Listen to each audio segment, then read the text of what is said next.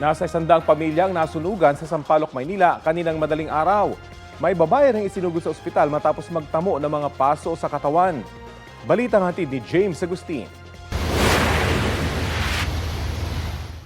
Mula sa flyover, kita kung gaano kalaki ang apoy na sumiklab sa residential area sa Ligarda Street sa Sampaloc, Maynila. Mag-alauna na madaling araw kanina. Mabilis na itinaas ng Bureau of Fire Protection ng ikatlong alarma. Nasa 15 fire truck nila rumisponde, bukod pa sa mga fire volunteer group. Kumalat ang apoy sa magkakadikit na bahay na gawa sa light materials. Pumwesto sa bubong ang ilang bombero.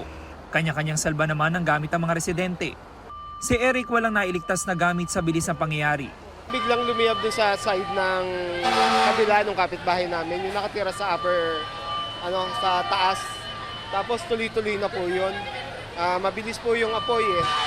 Ngayon, pagkakalat po, dire-diretso na po. Ang residente namang si Johannes, natutulog na raw na mangyari ang sunog. Hindi lang ang inuupahang bahay niyang natupo, maging ang kabuhayang sari-sari store. Iilang paninda lang ang nailabas na pinagtulungan daw buhati ng mga kabarkada ng kanyang anak. Ginising lang ko sa anak ko na, Papa, may sunog. Yung pagbaba ko, tinignan ko may sunog na. Una kong hinanap yung mga papilis ko talaga. Anak, hirap.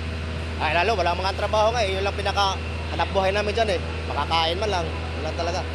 Alas 3:14 na madaling araw na ideklara ang fire under control. Ayon sa BFP, umabot sa 80 bahay ang nasunog, pati ilang commercial establishment. Tinatayang nasa 100 pamilyang naapektuhan. Inalam pa raw ng mga otoridad ang sanhi ng apoy. Makikita niyo yung kalsada ay maluwag naman, kabilaan.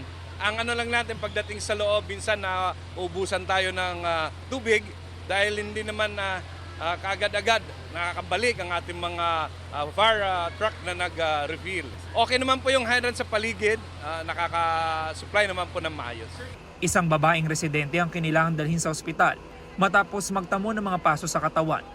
Pansamantalang tumutuloy ang mga residente sa basketball court ng Barangay 420. Kami naman dito sa barangay namin hindi namin sila pababayaan.